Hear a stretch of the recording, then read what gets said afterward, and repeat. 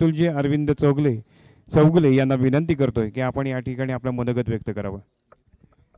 नमस्कार. सर्वप्रथम महाराष्ट्राचे आराध्य दैवत राजईश्वर छत्रपतींना मानाचा मुजरा करतो.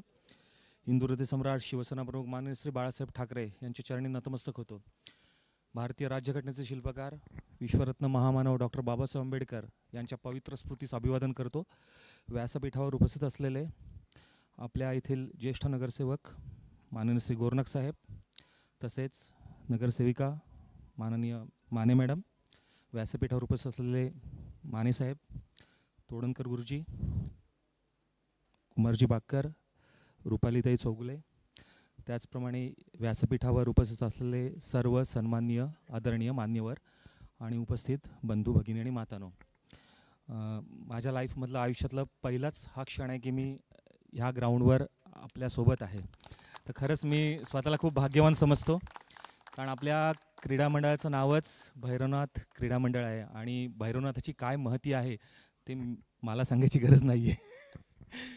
तर खरंच मी स्वतःला खूप भाग्यवान समजतो. आणि हा मॅडमनी मगाशी म्हटलं की हा मातीचा खेळ आहे.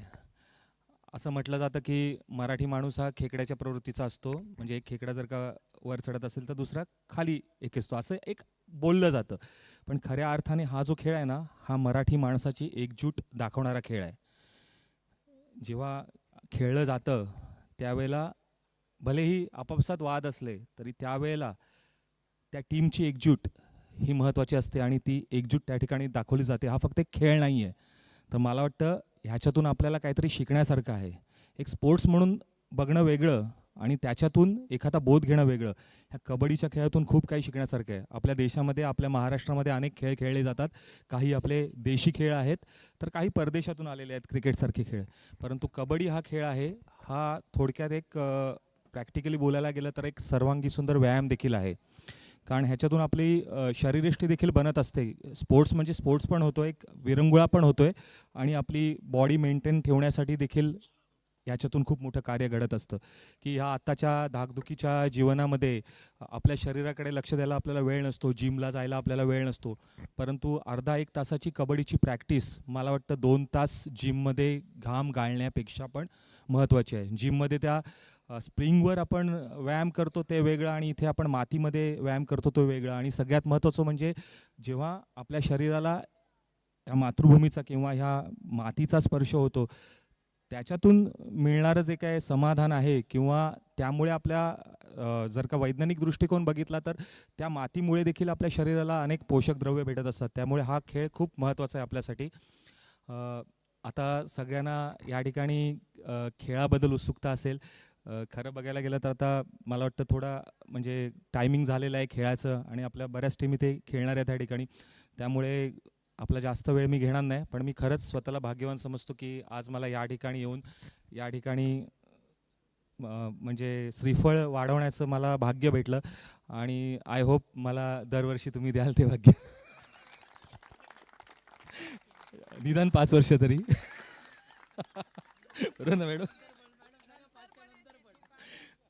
तर मी आता जास्त काय या ठिकाणी बोलत नाही. मला माईक भेटलं की मला जाम बोलायला लागतं. पण आता जास्त बोललो तर मग परत माझे सगळे मित्रमंडळी बोलतील, अरे याला कशाला बोलवली, बोलतच राहिला, बाकीचं सगळं राहतं आपलं. तर मी सगळ्या टीमला म्हणजे सर्व आपले जे काही भैरवनाथ क्रीडा मंडळ आहे त्यांना शुभेच्छा देतो. त्याचबरोबर ज्या काही टीम्स या ठिकाणी खेळायला येतील त्यांना देखील खूप खूप शुभेच्छा देतो.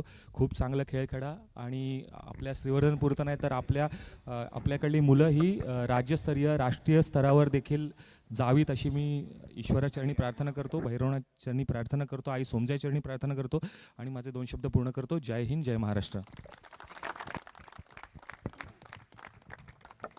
या स्पर्धेच्या निमित्तानं मी विनंती करतो 2 संघांना की कुसमादेवी वर्सेस शिवराजे, दोन्ही संघांना विनंती करतो की आपण त्वरित मैदानाकडे यावं. लास्ट अँड फायनल कॉल आपल्याला या ठिकाणी दिला जातोय. दोन्ही संघांना विनंती करतो की आपण खेळण्याच्या दृष्टीनं या ठिकाणी लवकरात लवकर मैदानाकडे यावं अशी मी विनंती या ठिकाणी करतोय.